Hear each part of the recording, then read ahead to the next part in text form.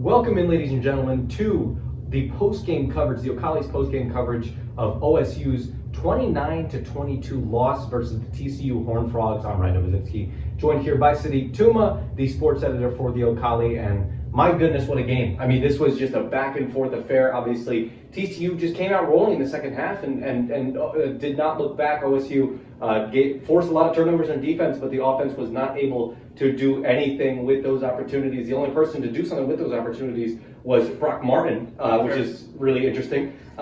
So what do you make of this game, and what stagnated the offense today, and sort of what went into that? Well, one was you lost Talon Wallace early, of course. But number two is, let's not disrespect this TCU defense, Sure. right? Great defense. They're playing, I think, even better than they normally do. NFL level safeties. Right. Oh, yeah, 100%. All over, we talked about the edges during the pregame previews.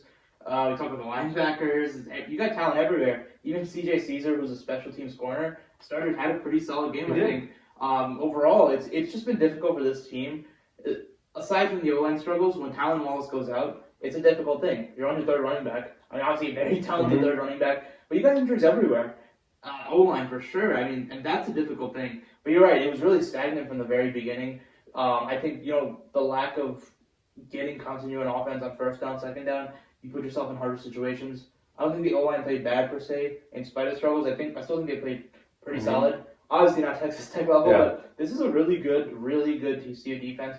I think they've just stuck in coverage, made things difficult. Spencer, I think, played pretty well. There was, the 1-2 pass here and there that you want to point and say, oh yeah, this guy sucks, but he doesn't. I mean, he's a really good player, for sure, and he had a good, solid game. There were just some things here and there, but overall it's difficult. I mean, it's a difficult thing. TCU's a really good defense. They are, yeah, and they played to another level today, I feel like. And then something that I want to point out, too, is Braden Johnson and not being able to come down with some of these catches. I mean, all day you see that, right? And it's a head-scratching thing. It's a frustrating thing, but it's something that's present, right? And it's a big reason for today's loss, I think. Braden Johnson is one of those players that he's one of those speed burners who can get down the field with a lot of speed, get past you. Obviously, one of, if not the fastest player on this team. Sure. But his problem is he can't come down and contest the catches. He can't catch in traffic. And that's a big problem. When you think about Talon Wallace, he's not running past you every play, but he is catching over you. He's catching through you, right? He's making tough catches in traffic. Braden Johnson can catch when he's wide open, but most of the time, look at it, he can't catch 50 balls. And that's a difficult thing when you're not running past players and you have safety help. You know the speed is there. You're not going to be passing to that. And even with the ball in his hands, it's not as dynamic as Talon Wallace. It's not just about speed, it's about moves, quickness, vision, all those things when you have the ball in your hands. And yeah, that's definitely a difficult thing. There hasn't been that number two that's really stepped up and established himself. Dylan Stone is the closest thing. And I understand this offense doesn't really, at least last year and this year, haven't had that number two guy who's been, crazy, who's been used so much.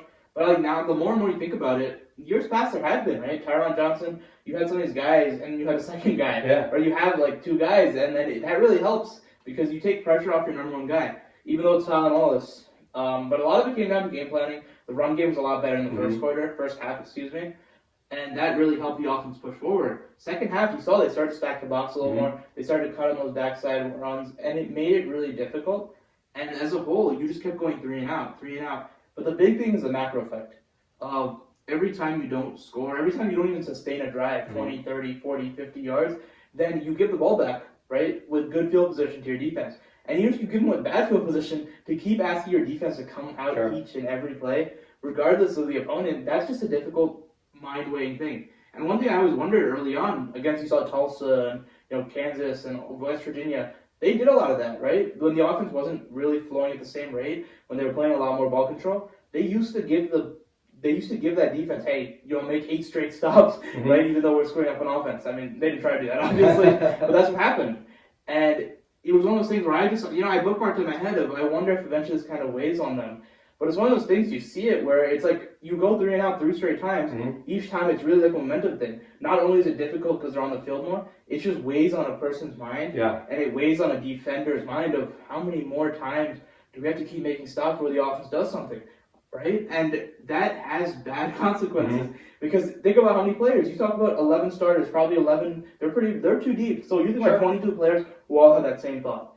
It's a difficult thing to get through, and it's like constantly. game after game where you see that same script, you see the offensive line struggles, you see those sort of things. Yeah. And I think that's really where it weighs even more and has a bigger effect. Mm-hmm. And when it comes down to it too, you can't trust your field goal kicker out there too. Yeah, you know, at the end of these things, right? When you go 3 and out, not 3 and out, but when you have a third down, you don't convert on third down, and you're in enemy territory. You can't trust Brady Poole because he is missing all these different kicks. He's missing extra points. He's missing field goals, and it's not something you could trust going on forth in the season. It's so difficult because it's one of those things. Say you drive 60 yards down the field, 70 yards. Yeah, you might not get the touchdown, but you're guaranteed 3, or you should get guaranteed 3.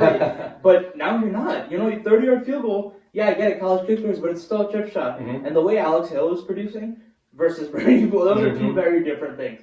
Different universes, seriously. Yeah, and it's so difficult because you might have the 80 yards to show for it, but what does it mean if you get 0 points in the end? Sure. And yeah, there's a value in sustaining drives, but at the same time, there's a value in scoring points, and that value is W's. Yeah, I agree. Yeah, and when you talk about not even just the special teams doing the offense, let's talk about the defense, okay? Because this was sort of an interesting thing because.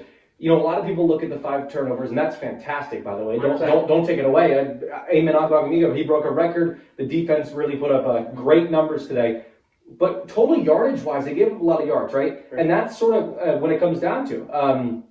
TCU was able to drive down the field. Max Duggan was able to run all over the field. And there was so many opportunities out there that OSU defense just couldn't stop from this TCU team. That's the difficult thing. When you look at a holistic scope, yeah, you don't want to just throw out the 5 turnovers. Of course. Especially because this defense has struggled so much.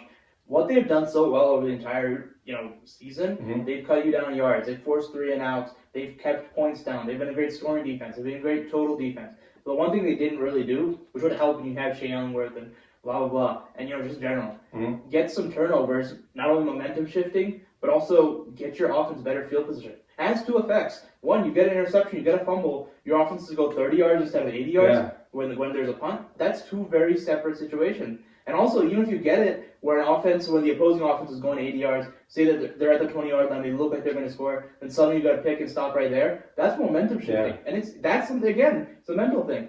But you didn't get those takeaways most of the season. You saw it against Texas Tech a little bit, and here, for sure. I mean, this is the great thing, where you're able to force those turnovers. And to me, that's really how this defense and this team stayed in the game. Because with the offense, obviously playing like the offense was, the defense gave up, 500-something yards? That's not just a number. They gave up a number of big plays. Bad. Right, they gave a number of big plays, and when there weren't big plays, they were turning down a little bit, right? But obviously the big plays was the bigger thing. But you just kept going down the field each and every time, and it got to the point where they would be, they'd cross midfield, and then if you're an OSU fan, you're kind of thinking, oh man, they're going to score again. Yeah. Then OSU gets turnover, flips the field. That's a big thing, and those turnovers are hard earned, and especially because they're strips, not just passes either. They meant a lot. Obviously, you had the Brock Martin touchdown, which obviously literally give you points. But overall, I mean, that's the importance of it, getting those turnovers. So. In a holistic scope, I don't think the defense played amazing, but I think they played fine. I think they played well. Obviously, the turnovers helped, but they did give up a lot of yards, which is a big problem. And yeah, I mean, overall, that's my thought. Exactly, yeah. And some of the guys, just putting the spotlight on them a little bit. I think Malcolm Rodriguez, I think Brock Martin, and I think definitely Amen Agbagomigo played fantastically today. And sort of when you think of like the gritty type of players on this OSU defense, those are 3 guys that stick out, and they showed it today. The 2 roommates, Malcolm and Brock. On that strip sack, or on that scoop and score for the touchdown, and really well done. Such great tacklers in the front 7, the front 6. You have so many guys up there. You're deep, obviously. Too deep. We got to see a Calvin Bundage back, right? Devin Harper comes out, and that's like having another starting linebacker. Sure. Calvin Bundage was the star defender on this team, right? Exactly. When you think about that sort of versatility, on the back end with a cornerback, first off, Trey Sterling losing is difficult. Sure. Colby Harville-Peel, I think, is an elite safety. I think he's amazing at ball hawking center fielder, but his ability one-on-one coverage, I'm starting to understand, I don't think it's as strong. Sure. Right? You see him, right. And a lot of times, you see it over the season, when he's just matched up one-on-one with the slot corner, it's a very different thing from going back there and finding the ball, reading the quarterback's eyes and grabbing interception. There are 2 different roles, and they most of the time don't put him in one-on-one situations. Right. But with Trey Sterling out, and I guess maybe just the way everything went down, it definitely changed. And also, Max Duggan's ability to scramble and, create more time. But, you lost Trey Sterling back there, which hurt, right? Colby Harville-Peel struggled a little bit with some of those things. And then the cornerbacks. That's where this team has stuck so well, where game after game, the one thing you always count on was cover sacks or coverage pressure. Because Rodarius, Jared on Converse, even Christian Holmes came in the game, those guys were sticking. There were very few plays where they were giving up ground. Usually it would end up in a pass deflected. Otherwise, they give them minimal gain, or sometimes they do here and there. But those guys were sticking, especially Rodarius. You could just take out a number one guy. Rodarius was sticking so well. His ball skills would become excellent. Everything about him is so good with film study. But those guys, hurt, right? That's it, injuries. And you see them where they're not getting the same ground. They're not able to stick in the same way. A lot of big plays are created. And that's really the formation of this. Because you think about Big 12 and all the Big 12 talent at wide receiver and all over, that should be just a thing, right? Where you just expect, okay, these wide receivers go off. The reason it hasn't happened so much to OSU was you have these corners out there where they're struggling with injuries. It makes it so difficult, which just leads to that 500-yard game. Yeah, totally. And this defense, what a up and down sort of performance for them today. OSU will be continuing their Texas tour, their tour of Texas teams next week against the Baylor Bears, and concluding the regular season because they are eliminated from Big 12 championship contention. Thank you for tuning in.